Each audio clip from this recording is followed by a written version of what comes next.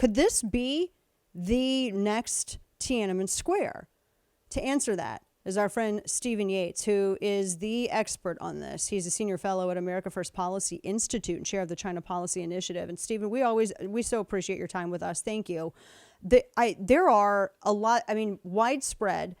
It seems and this has been going on for a little bit because they've been locked down again, another harsh lockdown for 3 months. And from what I understand, all of this really sparked widespread. There was protest that pre-existed, but it got even bigger after an apartment building fire where they said 10 people were killed, but it really actually could be up to 40.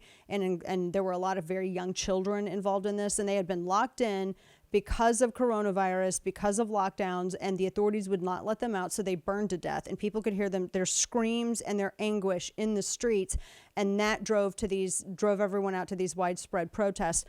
Is that a fair comparison? Is this as large? Is this similar to what we saw in the build-up to Tiananmen Square, and could this be the next Tiananmen Square?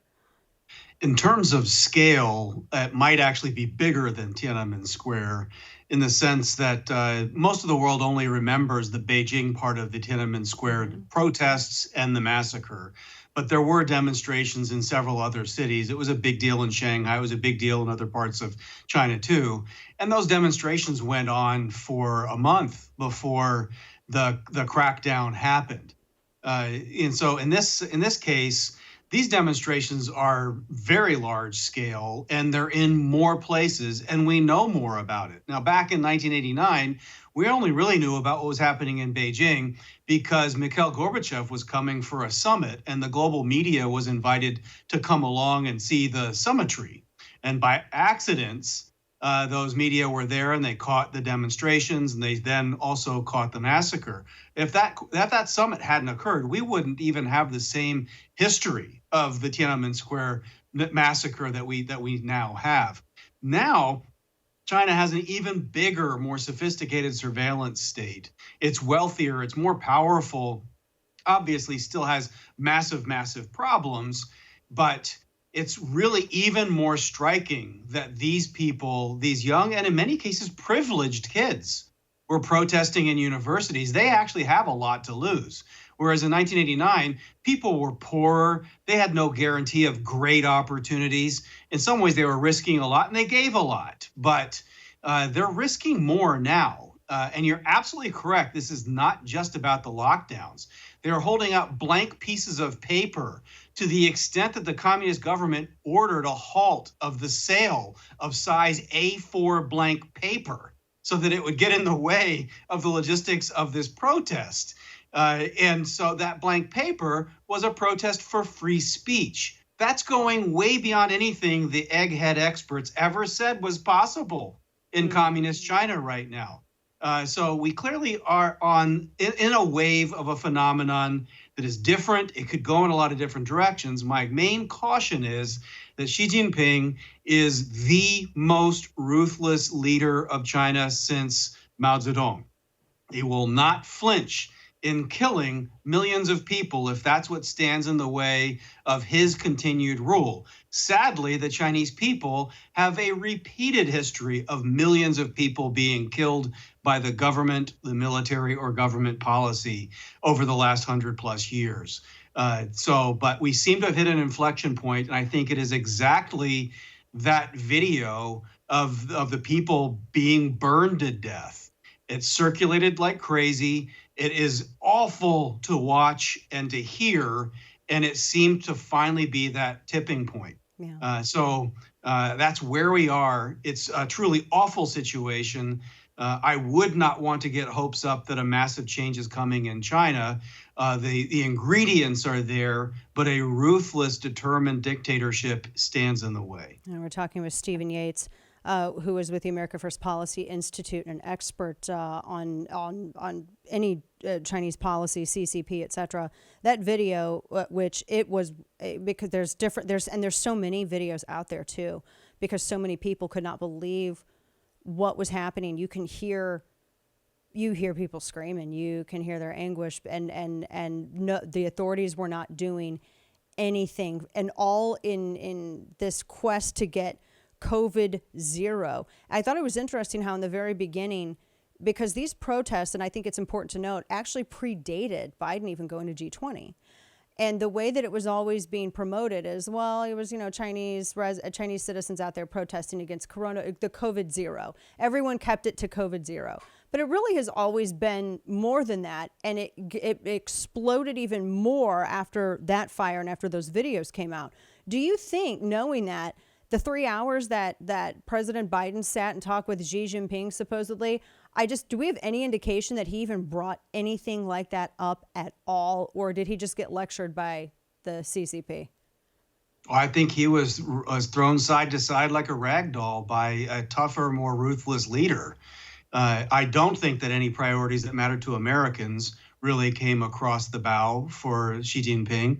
And really, you have to look at where the pathological fixation on climate and COVID politics are basically where the American left have been for the last several years. And what the Chinese policy has been is a slightly more advanced version of Fauciism that the left was so tied to.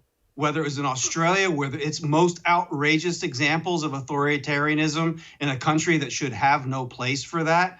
I mean, we saw this global convulsion among people who should have been pro-liberty, should have been pro-real science, should have been about pro-common sense. They bought the lies that China was selling, and this boomerang has come back on China, the virus they let out into the world. They lied about it being under control even in their own country, and it obviously is wrecking their politics, their culture, their economy, and now they only have bad options. They're lucky that they can get away with ruthless authoritarianism, because if there were votes, they'd be out. No. But it's a sad state for them. It's worse for us. We should have known better. And speaking of us, speaking of the West, what's going to happen if, let's just say, and I hate even imagining this, but it almost seems like it would have to get to such a point before more people around the world paid attention to what these people have been protesting about and trying to raise awareness to for years now. You have the tanks roll in. Beijing CCP orders tanks roll in to these college campuses across, in multiple provinces.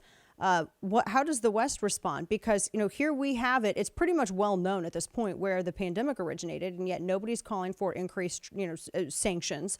No one's calling for, any kind of penalty. I had a friend who said, yeah, what's going to happen if they do roll tanks in, what you'll see is Apple and Google will respond by providing geo-tracking data to the Chinese government so they can more efficiently hunt down protesters.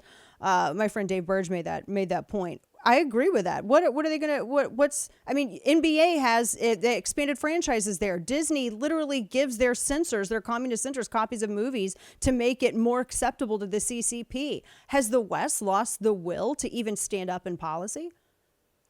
Well, the trend line has been not only have they lost the will, they've gone into the enabling game. And so it's worse than not being able to control it anymore. The hopeful part of me, which is less than half of my being, the hopeful part of me sees what's happening with Chinese society. And you'd like to believe that those in the West would sober up to this if the Chinese people themselves are sobering up to it. It's very hard to pretend as if you didn't see all of these people all across China saying, no mas, this has gone too far.